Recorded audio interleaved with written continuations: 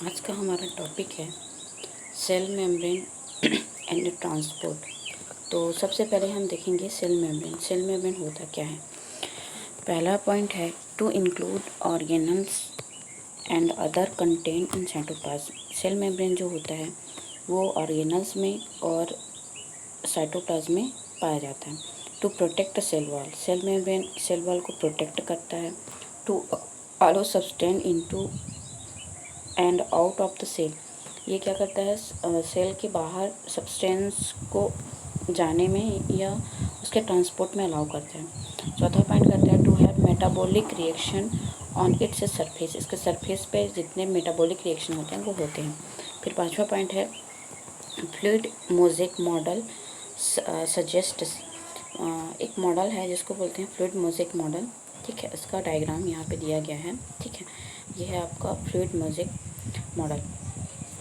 इस मॉडल में बोला गया कि phospholipid form a bilayer framework. इसमें फास्फोलिपिड्स जो होता है वो बाइलेयर फ्रेमवर्क बनाता है।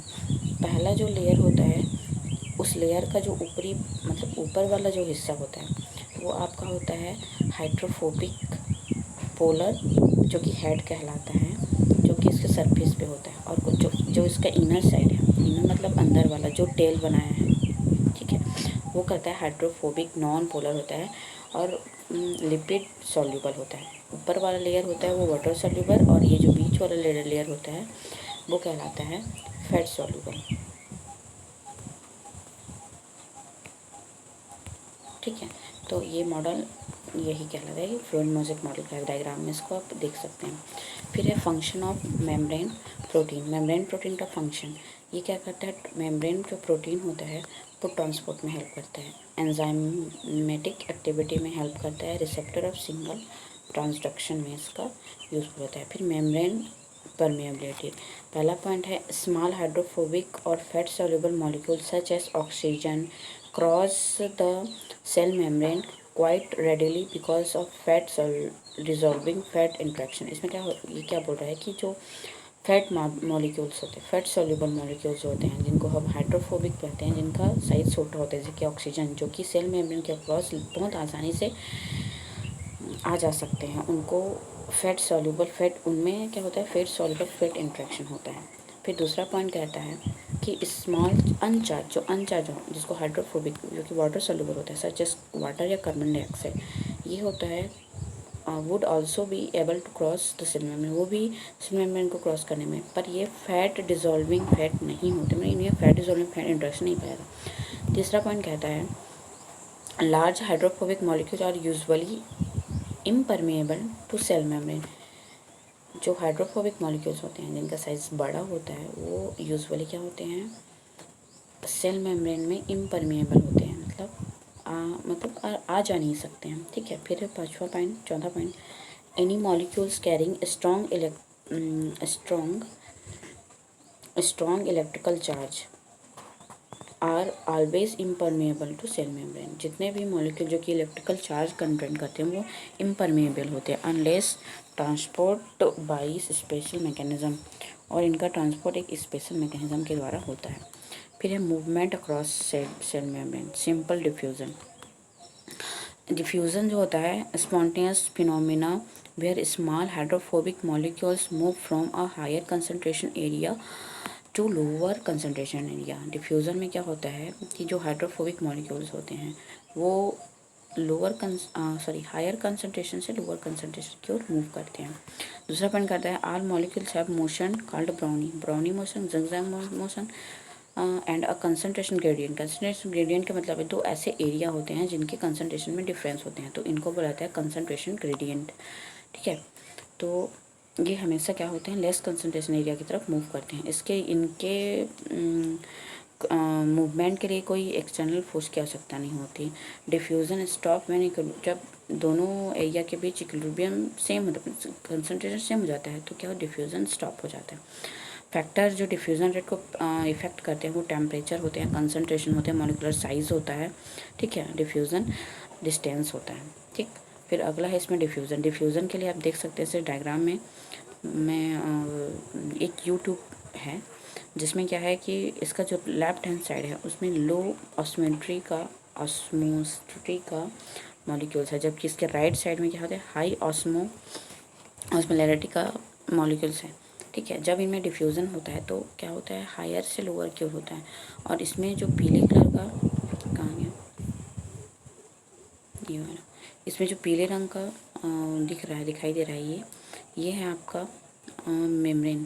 ठीक है, इस मेम्ब्रेन के अक्रॉस क्या होता है, मॉलिक्यूल्स इधर उधर मूव करते हैं। और किधर मूव करते हैं, हायर से लोअर की तरफ। ठीक है, और यहाँ पे दिया गया है factor affect diffusion rate. Diffusion rate को कौन सा फैक्टर अफेक्ट कर देता है, पहला है लिपिड सॉल्युबिलिटी, लिपिड की सॉल्युबिलिटी पे डिपेंड करेगा, मॉलिक्यूलर साइज पे डिपेंड करेगा, सेल की थिकनेस पे डिपेंड करेगा, कंसंट्रेशन ग्रेडियंट पे डिपेंड करेगा, और मेम्ब्रेन सरफेस एरिया पे डिपेंड करेगा, कंपोजिशन ऑफ लिपिड लेयर, इन सभी पे डिपेंड करता है। तो इस प्रकार जो डिफ्यूज़न होता है, इस यू ट्यूब में जिस प्रकार का डिफ्यूज़न हुआ है यू नली ट्यूब में, उसी तरीके से डिफ्यूज़न हमारे सेल मेम्ब्रेन में भी ठीक इसी थ्योरी के सिद्धांत के अनुसार सेल मेम्ब्रेन, जहाँ पे मॉलिक्यूल्स कम हैं उस साइड क्या होता है, मॉलिक्यूल का मूवमेंट होता है। ठीक है, फिर नेक्स्ट है facilitated diffusion, allow large hydrophobic molecule to across the cell membrane.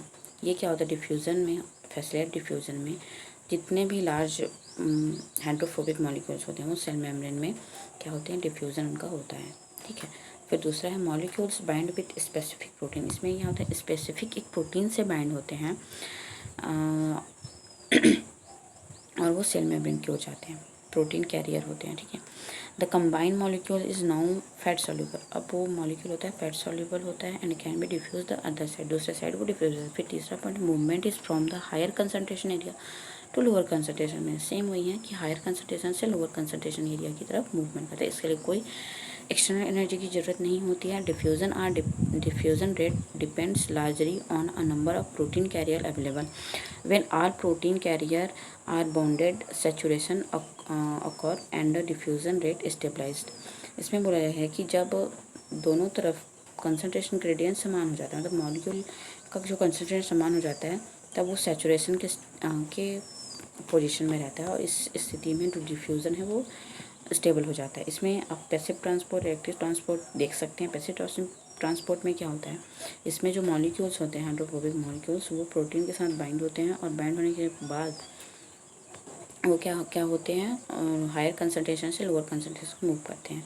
ठीक है, ये डिफ्यूज़न। अब फैसिलिटेटेड डिफ्यूज़न में ये प्रोटीन के साथ बाइंड होते हैं। खाली डिफ्यूज़न में ये प्रोटीन कैरियर नहीं होते, पर फैसिलिटेटेड डिफ्यूज़न में प्रोटीन को बाइंड करते हैं और प्रोटीन के साथ ये हायर कंसंट्रेशन से लोअर कंसंट्रेशन की ओर मूव करते हैं। और एक्टिव ट्रांसपोर्ट में क्या होता है कि इसमें मॉलिक्यूल्स जो होते हैं वो लोअर कंसंट्रेशन से हायर कंसंट्रेशन की ओर मूव करते हैं, और जब मॉलिक्यूल्स लोअर से हायर की ओर जाते हैं तो ये इनको एक एनर्जी की ज़रूरत होती है, जबकि हम जब हायर से लोअर की ओर जाते हैं तो कोई एनर्जी की आवश्यकता नहीं होती, लेकिन जब लोअर कंसंट्रेशन से हायर की ओर जाते हैं तो हमें एनर्जी की ज़रूरत होती है। ये एनर्जी हमको एटीपी से मिलती है। फिर अगला है ऑस्मोसिस। अब मूवमेंट ऑफ, पहला पॉइंट है, अब movement of molecules from a higher concentration area to lower concentration area. Osmosis में क्या होता है, हायर से लोअर की ओर जाता है। ठीक है, फिर दूसरा usually goes to opposite direction solute movement. अगर सॉल्यूट राइट मूवमेंट कर रहा है तो ऑस्मोसिस का जो मूवमेंट है वो लेफ्ट की तरफ होगा, मतलब उसके अपोजिट डायरेक्शन में मूवमेंट होगा। ठीक है, water level diffuse to an area with a higher osmotic pressure. Water जो होते हैं वो एक हायर ऑस्मोटिक प्रेशर एरिया में डिफ्यूज होते हैं। फिर है because of osmosis cell respond differently when they are placed in different osmotic pressure setting. Cell जो होता है वो अलग अलग ऑस्मोटिक प्रेशर सेटिंग के साथ अलग अलग उनका प्लेस होता है, डिफरेंट रिस्पॉन्ड करते हैं। फिर है अगला है filtration passage of substance through a membrane capillary wall by diffusion और osmosis aided by hydrostatic force. मतलब इसमें मेम्ब्रेन में जो मॉलिक्यूल होता है वो डिफ्यूजन या ऑस्मोटिक के द्वारा पास होता है। Filtration usually refer to as a separation of solute from solvent in a solution. Solution में सॉल्यूट और सॉल्वेंट को अलग करने का प्रक्रिया है। Hydrostatic pressure force water to the other side of membrane, मतलब ये मेम्ब्रेन के other side of hydrostatic pressure apply करते हैं, ठीक है। फिर important in absorption and secretion process, ये एब्जॉर्प्शन और सिक्रेशन प्रोसेस के लिए बहुत ही इंपॉर्टेंट होते हैं, ठीक है। फिर अगला है एक्टिव ट्रांसपोर्ट, जैसे हमने पहले पढ़ा। एक्टिव ट्रांसपोर्ट क्या है? Molecules move across the cell membrane from lower concentration to higher concentration. इसमें क्या होता है? लो से हाई की ओर मॉलिक्यूल्स का मूवमेंट होता है और इसके लिए एक्सटर्नल एनर्जी की आवश्यकता होती है। दूसरा पॉइंट भी यही बोल रहे हैं। In critical in maintaining homeostasis by allowing important substance nutrient molecule to move against their concentration gradient। इसमें क्या होता है कि ये जो मॉलिक्यूल्स होते हैं वो कंसंट्रेशन ग्रेडियंट के अक्रॉस मूव करते हैं। जैसे कि यहाँ पे आप देख सकते हैं, इस मूवमेंट के लिए एनर्जी की ज़रूरत होती है, ठीक है। इसमें सोडियम जो है वो सेल के बाहर जा रहा है, जबकि पोटेशियम सेल के अंदर जा रहा है, ठीक है। तो ये एक तरीके का एक्टिव ट्रांसपोर्ट होता है, ठीक। फिर अगला है आपका sodium potassium pump. Sodium potassium pump में देखिए यहाँ पे इसके पहले स्टेप में क्या होता है, ये जो आपका सेल है उसमें क्या होता है? Binding of cytoplasmic sodium plus ion to the pump protein stimulate phosphorylation by ATP. इसमें है कि जो आपका सेल है वो क्या करता है, यहाँ से एनी जो होता है वो उसको बाइंड किए हुए रहता है और यहाँ से एक एनर्जी प्राप्त करता है एटीपी, और उसमें फास्फोरिलेशन क्रिया होती है और उसको एटीपी में कन्वर्ट करता है। तो ये जो फॉस्फेट है अगले स्टेप में, दूसरा स्टेप कहता है phosphorylation causes the protein to change its shape. मतलब फास्फोरिलेशन के कारण जो होता है प्रोटीन जो है अपना शेप चेंज कर लेता है, ठीक है। उसका साइज, इसमें क्या हो रहा है? सोडियम अंदर है तो सोडियम इसमें बाहर जाने की जरूरत होता है, ठीक है।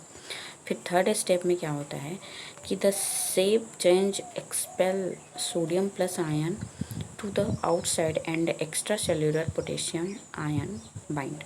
इसमें बोल रहा है कि शेप चेंज के कारण जो सोडियम है वो बाहर जाता है और पोटेशियम जो है इसमें अंदर आता है, ठीक है। फिर अगले स्टेप में है, फोर्थ स्टेप में, potassium bind trigger release of the sodium या ट्रिगर रिलीज फास्फेट। तो इसमें क्या करता है कि फास्फेट को रिलीज़ करता है और इसमें सोडियम जो पोटेशियम जो होता है वो बाइंड होता है। फिर फिफ्थ में होता है loss of phosphate restores of original conformation of the pump protein. इसमें क्या होता है, जो प्रोटीन होता है उसमें फॉस्फेट पूरी तरीके से रिमूव हो जाता है और यहाँ पे पोटेशियम आयन सेल के अंदर रहता है। फिर अगले स्टेप में क्या होता है, सिक्स स्टेप में, ठीक है, जो पोटेशियम है वो बाहर आने लगता है।